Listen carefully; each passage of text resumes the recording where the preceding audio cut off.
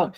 Welcome, Juli. It's such a pleasure to have you. We had some talks before this interview, and actually I feel really honored to welcome you to the summit, which has an interesting title, I think. So it's about staying sane and making it rain. So why I actually initiated the summit is that I think in our world currently, we have a lot of challenges, which actually one of them being is the massive pressure we are all under, especially mental health becomes a big issue in today's times. We have a lot of information, lots of speed in the information cycles, and an ever-changing world with a lot of insecurities. So I think you're a perfect speaker for that. And I would like you to just quickly talk to us about what your specialty is and where your superpower lies before we start initiating this conversation. Okay, well, thank you so much. And thank you. It's an honor to be invited to speak at your summit today. And I love talking about what I get to do. And I say get to do, not have to do, because this is just what I do. It is who I am. And it's all about being productive in a good way, not being like super, super busy. Oh, I have to do this and, keep up with so-and-so.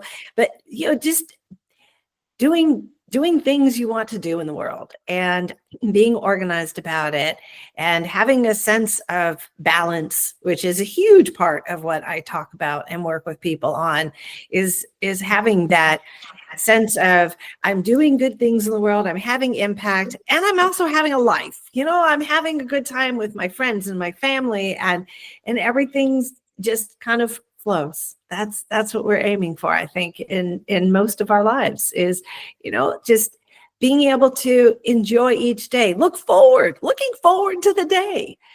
It makes me so sad to hear someone say, I hate waking up in the morning. Well, that's no way to be living. That's a terrible thing. So I really love that I can help people to find that place where they're excited to get up in the morning and do what they get to do. Yes, that's cool. So you're calling yourself the productivity coach, right? And you have years of experience. You've worked with solopreneurs and entrepreneurs. And so if you talk about productivity, what does productivity mean to you? What do you consider productive or unproductive for that? Productive, doing the things that you intend to do in a time frame that they can be done in. Being realistic about what we can do and can't do.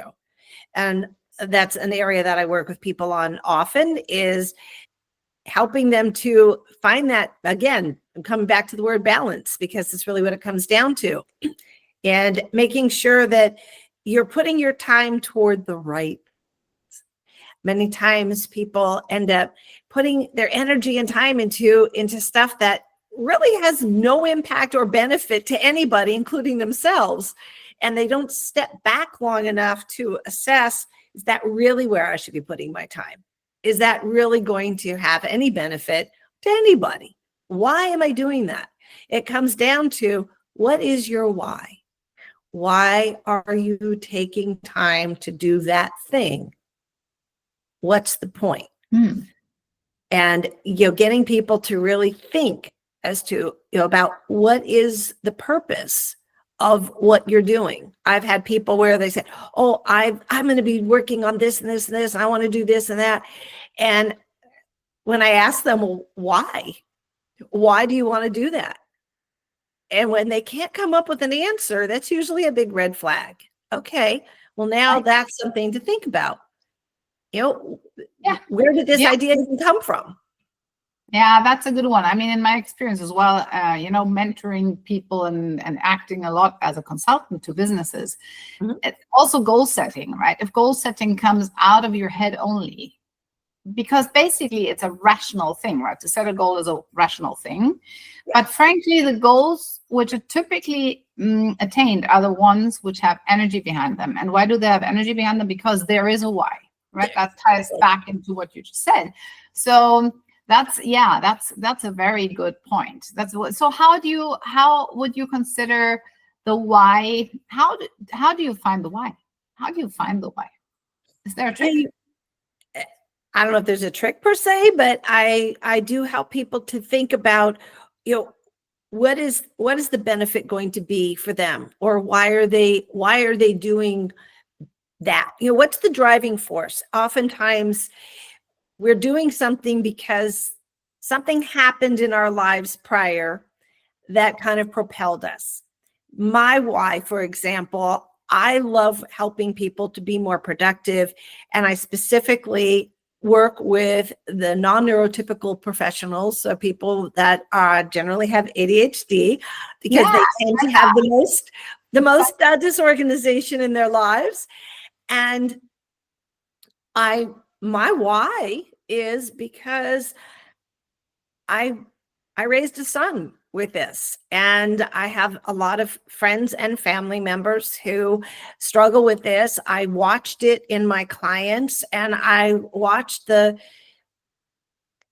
sadness and the stress and the constant battling their ability when they had they had great ideas, but they were not succeeding, and they felt like failures, and their confidence was low. And I just felt for these people, and I said, you know what? I can help them. I can help fix this problem. I don't want to see anybody suffer and struggle because their brain chemistry is different from their colleague, perhaps. Yes. They still can have success and amazing, wonderful, glorious lives. So that's kind of. Yeah. And often that, right, to complement what you're saying, often that it's called, actually, my son is in an international school, and they call it neurodivergent, right? I think that's the word they're using. Mm-hmm. So, and oftentimes these people have a lot of drive, right? It's energy. It's an energy which needs to be directed. But I think and what you're describing is actually that you're helping to direct the energy, which actually oftentimes I find creates massively better results than in non-neurodivergent people, right? That's quite interesting, I find, because there's so much drive. It just needs to be channeled and focused and in a way. Well, and focus is a key issue for many of those people, of course. And that's where I help them to put in systems and strategies and give them the tools and the skills to harness all those brilliant ideas, that energy and all that drive that they've got, and be able to actually channel that in a way that's going to move the needle forward for them. Right. That's cool. So, I mean, that I think the 19th of November was the cutoff date to go into the age of Aquarius. So we're entering astrologically, a bit of a new age, a type of a new age. And what I always love is you have been in your profession for a long time, so have I. Where do you see this world going? I mean, where do you think the new things are coming up? Where do you see new tendencies, new ways to do business, or new ways to help people? Where do you see that path? Well, I think with a lot of the technology that we have available to us now, especially obviously AI is a big deal, we have the ability to do things that might be more time consuming or challenging for us better and faster. Which just allows us to be able to do some of those other things that take more of our time and energy in reality, that technology is not going to necessarily help us with. We do have brains. We should be using them. And I think that's going to help people be able to manifest those things that they're aiming to do.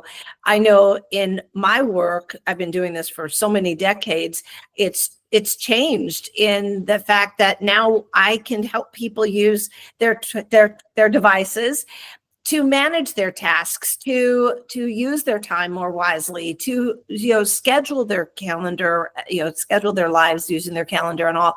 So there are wonderful ways of using these tools that just make it better in many regards and faster to do the things that we want to do, thereby giving us the free time that we so desperately need. And I think that people are now finding that yeah, I do really want this balance. I do want to be able to have that free time. And I call it guilt-free free time. That's a very important point. That's different. And that's tying into the mental health part, right? Exactly. Free time worth if you feel guilty. That kind of that destroys the whole effect and the whole concept of free time, which actually should be used to keep you mentally sane, right? Exactly. And one of the things I have my clients do all the time is when they're planning their schedule, make sure that you have relaxing or playtime, social time scheduled in your calendar every single week. You have to have that time where you have this break. It needs something to look forward to if nothing else. I know there are people that they get their energy by knowing that they have a really great vacation planned, and they always have to have something, move ahead, they look forward to doing. And we can't just keep going. We're not machines. We have to take that time, and that should be every day, in addition to longer periods of time, weekly, and then of course longer over the course of months and years.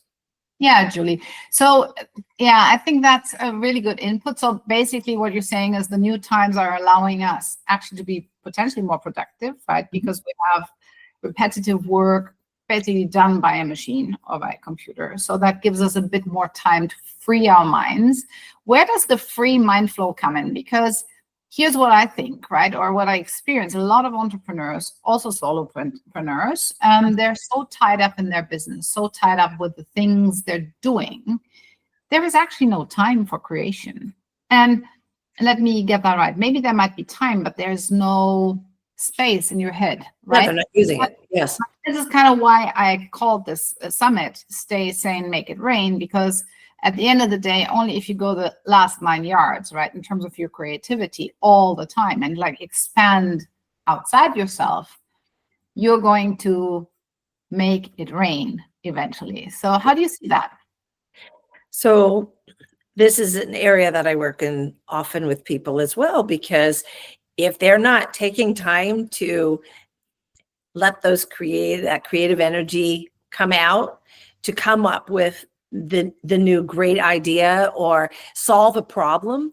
We can't solve problems under intense stress, because our mind doesn't think outside the box that well. We need to be relaxed for that creative idea to come. So oftentimes I'll have my clients schedule, at this time every day, go out and take a walk. Go out and take a walk. We call that green therapy. Go look at the trees. Don't be on your phone. Just go outside and look at what's going on in the world. Your mind then has an opportunity to create the ideas and to solve the problems that you might be ruminating on. I've had executives where they have a coloring book and pencils in their office. And they have a special, another part of their office. They can go sit in that nice recliner or wherever and just sit and color and have a cup of tea. Something to just take you out of where you are. I've found that many times, if you just change your physical environment, you have a better chance of being more creative or solving an issue. For me, if I sit in my office there are certain tasks I do in my office, but if I'm going to be writing, oh no, I'm out of here. I go somewhere else, because I'm more creative in a different environment. This is very, very much the case for most people, I've found as well. I would agree. And I mean, there are studies around negotiations as well, right? So if you're getting stuck at a negotiation table, change your spot, change your position. Yes. Or if you're trying to solve challenges, I like the way you said go into nature, right? Because the way you move forward, if your body moves forward, actually your mind can move forward too. And I think this is where resourcefulness can kick in, because resourcefulness doesn't come if you're stuck with a problem, because that creates circular thinking normally, and circular thinking is always related to the past. So I like your way to basically say just free that mind of yours, right? Yes. And for some people, it's doing something creative with their hands. Yes. There's having hobbies is so important. A lot of people don't realize that if you just have a hobby, you don't have to don't turn it into a career. That becomes a whole different thing. Have something that you can do. You don't have to be an artist. You don't have to be super creative. Just something where you can be, your hands are busy so that you can just be. Yes. Just be. There's no deadline. There's no expectation. That's why the coloring, is a popular one for many people. It doesn't require a whole lot of talent there. Just try to stay within the lines. And if you don't, it doesn't matter. But, something where you can be creative. And a lot of times, and there's research on this, that when you are doing something like that, your mind opens up and you're relaxed. Yes. And that's when these wonderful ideas and solutions, will actually manifest. Yes, that's beautiful. Tell me, Julie, now you have a lot of clients. Do you have, for the audience who's going to participate in the summit and who are interested in like working with you or knowing more about you, do you have anything you want to offer them, or do you have anything to tell our audience? I'm happy to kind of ask you that now. Absolutely. I have a couple of things that people can incorporate or engage in and take advantage of, I should say. So one is, you can go to my website, which is the best place to find all things relating to my work. Yes. And that's at coachjuli.com, COACH, and Julie is spelled JULI.com. And if you go to my website, actually, and go on there and subscribe, there is a wonderful time management guide that you can download for free. And it's very helpful. It really gives you ideas on task management, how to really organize your tasks, how to think about your tasks. Again, it goes back to the whole why thing. Very good, because we're tying back into the why, right? Yes, right back. Why? What are you doing? And then I also have a course that's available, and it's called Your Life Productive Finally, and it's very comprehensive. It goes all the way from dealing with papers and organizing your environment to task management, calendaring, project management. So it really goes the full gamut of organizing. Right. Thank you, Julie. That's a great input. Now, do you have like a very personal trick you can share, like a shortcut to productivity, for example, or something where you could say, just guys, if you remember one thing, like think about this. Well, I mean, I'm sure everyone has heard multiple times, you always want to plan your day the night before, plan your week, Sunday night, kind of get an idea of what your week's going to be like if your work week is Monday through Friday. I have this thing where personally, I do not go to bed until I have checked or finished or forwarded, I should say, everything on my list. So not everything gets done every day. That's a great dream, but it's not real. Yeah. I kind of look at my day as a stretch day. It'd be great if all these things got done, but I do look at my list and make sure that the most important things are done. And I have a whole list of what makes a priority. And that's on the task management download that I'm sharing. So I make sure that the most important things do get done, and they do. And then the things that didn't get done, I make sure they get forwarded. Everything gets forwarded. I want to start with a clean slate every single morning. I do not want to go and see all the stuff I didn't get done. No, because that it's not doing me any good being in the past. As you had said earlier, it needs to be forwarded. So I look at the next logical day it can be done on, which may or may not be the next one. And that's where it goes. So everything ends up getting done in due time. That's perfect. Thank you so much. We have spoken about this. Like I think we call it in our last call, we call it find clarity in chaos, right? So, I mean, I have some clients who obviously that's a question of how you look at the world, but a lot of people look at the world as very, very chaotic. Do you have a trick there, or do you have something around that subject where you go, how do you actually if you find yourself in chaos, or you feel yourself in chaos is probably the better way to put it. Do you have any hook how to get yourself out of that mentally? What I found to be most successful is go back to your calendar. Look at where you're putting your time. And simultaneously look at your task list and see, where am I doing these things? When is it logical to do them? And this is something that I also really stress. Be mindful of what you really do have control over. I love that part. Yeah. Because we can't control everything. Control what you can and let go of those things you can't, because then you're just fighting a losing battle.